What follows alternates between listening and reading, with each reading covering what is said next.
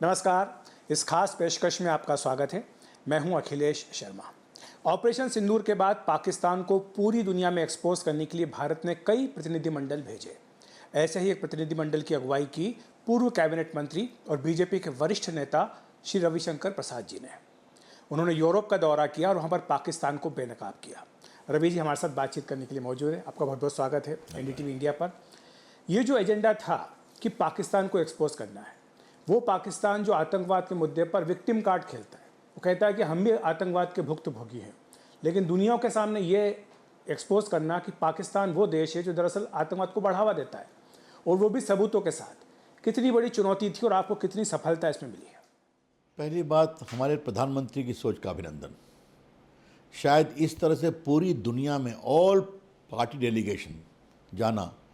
मैं तो बीजेपी का हूँ, नेता था।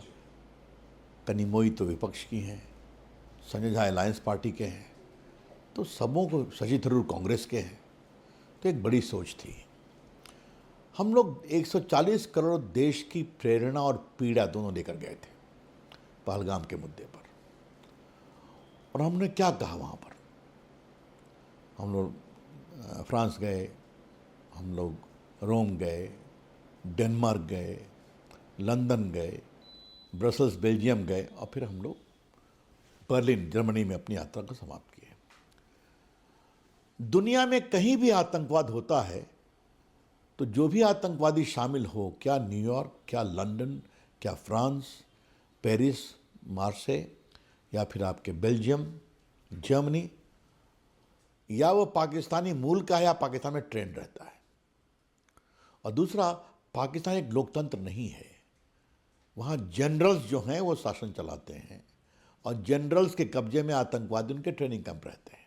उन्होंने दिखाया कैसे उनके अंतिम संस्कार में नवाज़ जनाजा में पाकिस्तान के जनरल्स खड़े थे और आर्मी चीफ ने पूरा एक रीत भेजा था। तो ये दुनिया को समझना पड़ेगा कि पाकिस्तान में एक टेरर मशीन है जिसको जनरल्स चलाते हैं, जिनके पास पूरी सत्ता रहती है। लोकतांत्रिक रूप से दिखावे के लिए होते हैं। तो अगर लोकतंत्र, नागरिक अधिकार, इन सबों को साथ रहना है तो पाकिस्तान के इस आतंकवाद को बेनकाब करना है। तो लोगों ने हमारी बात सुनी। और एक बात हमने पूरे ऐतिहासिक परिवेश को भी रखते थे कि हम लोग एक ही दिन पैदा हुए, 14 अगस्त 47 को वो, 15 अगस्त को हम। और ऐसा क्या है कि 4 लड़ाई लड़े हम लोग। हमेशा समझौता हुआ, क्या ताशकंद का, क्या शिमला, क्या 48 में यूएन का इंटरवेंशन, अटल जी गए, कारगिल के बाद पाकिस्तान, फिर क्या है ये? तो इसका मतलब ये है कि वो आतंकवाद के माध्यम से एक वेपन के रूप में उसका प्रयोग करते हैं। मोदी जी ने भी बुलाया था शाहनवाज शरीफ को अपने शपथ ग्रहण में। फिर क्या हुआ? उरी हुआ, फिर पुलवामा हुआ। तो इसलिए हम लोगों ने कहा this far and no further, अब नहीं चलेगा। तो लोगों ने इसको अप्रिशिएट किया। अगली चीज़, एक बात मैं आपके दर्शकों के लिए बताना चाहूँगा कि अब भारत का व्यक्तित्व तो बहुत बड़ा हो गया है। भारत दुनिया की चौथी बड़ी इकोनॉमी है, और वो तब हुई जब ये आतंकवाद चल रहा था। भारत का digital India programme, technological expansion, digital payment, digital delivery of services, इसको दुनिया बहुत अप्रिशिएट कर रही है। और यूरोप के हर देश भारत के साथ आर्थिक रिश्ते को भी मजबूत करना चाहते हैं। तो जब ये स्थिति बनती है तो समझते हैं कि भारत एक स्थायी, और हमने कहा कि हमें पाकिस्तान से कोई शिकायत नहीं है, वहाँ के लोगों से कोई शिकायत नहीं है। वेरी क्लियर, वो लोग भी जनरल से उतने ही पीड़ित हैं।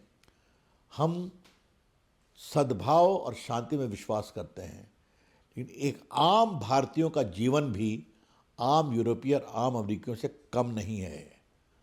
वो बचेगा, इसलिए हुआ ऑपरेशन सिंदूर। तो जो ऑपरेशन सिंदूर भारत ने किया था, क्या ये बात हम दुनिया को बताने में कामयाब रहे कि हमारा जो मकसद था वो एक लिमिटेड था? हम सिर्फ आतंकवादी ठिकानों को नष्ट करना चाहते थे। हमारा मकसद वहाँ की जनता को किसी भी तरह से कोई परेशानी नहीं करनी थी, और हम उस मकसद में कामयाब हुए। और हम जनता को ये संदेश देना चाहते थे पाकिस्तान की कि आप आतंकवाद को जो बढ़ावा दे रहे हैं, आपके हुक्मरान, आपके जो भी पॉलिटिशियंस हैं, इनको कन्विंस कीजिए कि ये करना बंद करें। बिल्कुल, आपने बहुत सही कहा। हमने यही बताया, हमने सीक्वेंस बताया कि 7 तारीख को रात के 1 से 1 25 के बीच में सिर्फ आतंकवादी ठिकानों पर हमला हुआ। एक भी इंसान या रिहायशी पर हमला नहीं किया गया। सुबह पाकिस्तान के जनरल को बताया गया कि हमने कार्रवाई की है, सिर्फ आतंकवादी सेंटर्स को मारा है, नष्ट किया है। तो गुस्से में आए कि हम जवाब देंगे। फिर जवाब में उन्होंने मिसाइलें भेजी, सबको हमने नष्ट किया। और फिर उनके 10 एयरपोर्ट को, डिफेंस एयरपोर्ट को हमने नष्ट किया। तब फिर घुटने पे आ गए, हम बातचीत करना चाहते हैं। तब कहा हमसे बात करिए आप। तो उन्होंने कहा हम नहीं छोड़ेंगे कोई गोली, तो हम भी नहीं छोड़ेंगे, आप छोड़ोगे गोली तो हम देंगे गोला। और ये साफ कह दिया कि ऑपरेशन सिंदूर बंद नहीं हुआ है, सिर्फ रुका है, पॉज पर है। पाकिस्तान का आचरण कैसा होता है ये हम देखेंगे। तो ये एक स्पष्ट संदेश दुनिया को समझ में आया और उन्होंने उसको अप्रिशिएट भी किया। हमने कहा कि आप लोग से हम कहना चाहेंगे कि पाकिस्तान एक विक्टिम कार्ड हमेशा खेलता रहता है। अब आप लोग इससे ऊपर उठिए।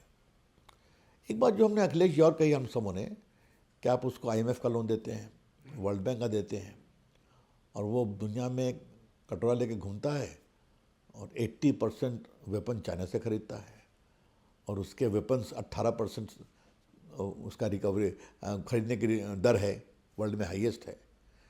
तो जनरल्स चाहते हैं कि कॉन्फ्लिक्ट रहे, क्योंकि जनरल्स ना उत्तरदायी हैं ना इलेक्टेड हैं। कॉन्फ्लिक्ट होगा तो उनकी पूछ होगी। ये पूरा एक नेटवर्क है, तो इसको लोगों ने समझा काफ़ी। जो आपने यूरोप की बात की कि यूरोप भी ये समझे कि डबल स्टैंडर्ड नहीं हो सकते, दोहरे पैमाने नहीं हो सकते, कि उनको जो आतंकवाद से पीड़ित रहेंगे तो वो तो आतंकवादी माने जाएंगे, लेकिन भारत के साथ अगर घटना हुई तो वो उसको आतंकवाद नहीं मानेंगे।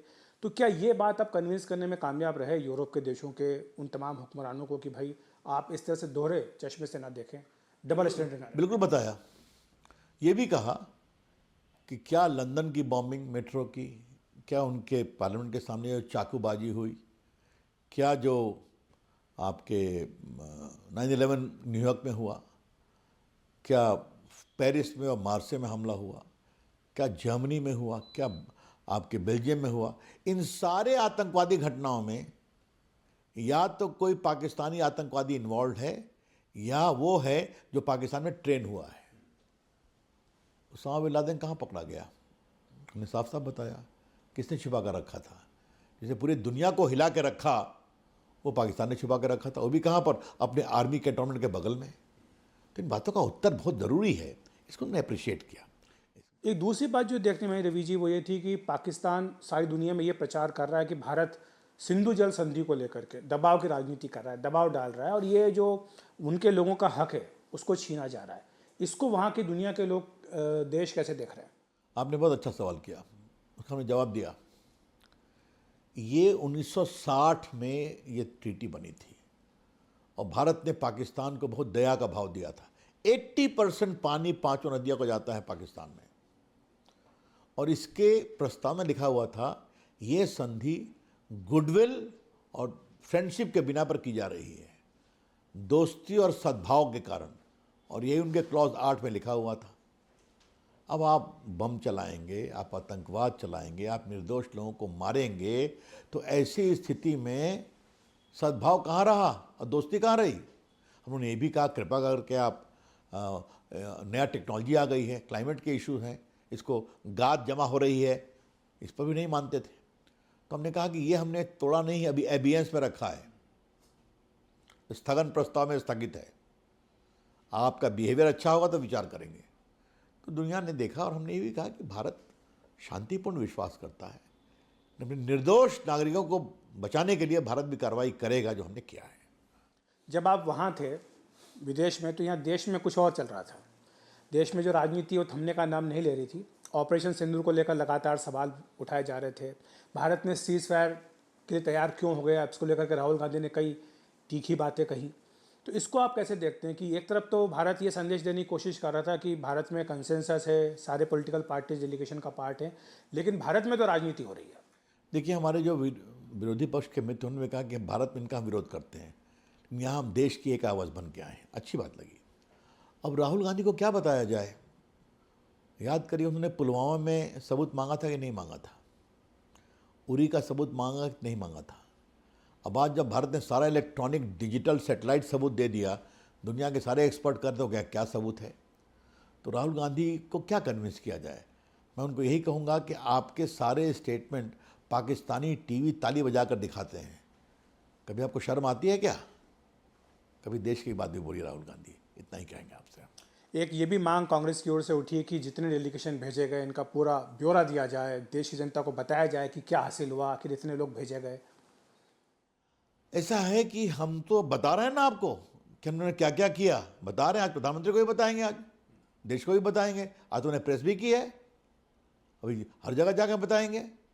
देश समझ रहा है कि भारत के लोग जाके क्या काम कर रहे हैं, वहाँ के लोग समझ रहे हैं और वहाँ के भारतवासी बहुत गर्व से कह रहे हैं।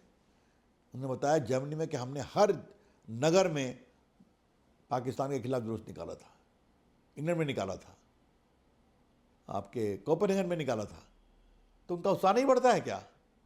मतलब आज उनके लिए गर्व की बात नहीं कि भारत जहाँ की राजनीति में इतना विरोध है, उसमें विरोध और सत्ता पक्ष के लोग आकर एक साथ भारत के लिए खड़े हैं, उससे भारत का लोकतंत्र मजबूत हुआ है। समझेंगे कांग्रेसी तो अच्छा लगेगा, हाँ। बाकी तो सदन में बोलेंगे तो जवाब दिया जाएगा, लेकिन भारत का लोकतंत्र मजबूत हुआ इस यात्रा से। और भारत शांति का पुजारी है, लेकिन एक ही बात, क्षमा शोभती उस भुजंग को जिसके पास गरल हो।